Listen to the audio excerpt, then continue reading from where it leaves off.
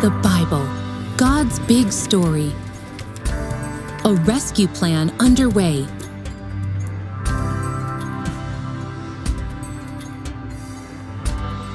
Lesson 2. God creates everything. So where does God's story begin? The Bible begins with God, the creator of the universe. Genesis 1 verse 1 says, "In the beginning, God created the heavens and the earth." So did God create everything? Yeah, God created the whole world. Day and night, land and sea. He designed the birds and fish, the plants and animals. God crafted every aspect of creation, from the biggest star in the universe to the smallest subatomic particle.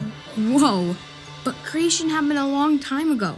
If God made everything, is he still involved with his creation today? Yeah, the whole universe belongs to God, and he keeps things like time running smoothly. God set up the climates of the world so that they work together. With the water cycle, God renews the earth's water supply. God continues to bless the land with lots of different plants and animals, and he oversees the orbits of each planet around the sun. That's a lot of stuff. It must keep him busy. So what else does the Bible tell us about God? Genesis 1 shows us that God is infinite. God has no limits, no beginning, and no end. He has always been and always will be. And yet, he knows your name. My name? That's right. And you can talk to him whenever you want, because you are one of God's people. What does that mean, to be one of God's people? To answer that question, let's go back to the beginning. After God created the whole earth and everything in it, he made the first people, Adam and Eve. He placed them in the Garden of Eden. They walked with God in the garden and enjoyed all the good things that God had made. One thing God asked them was not to eat from the tree of the knowledge of good and evil.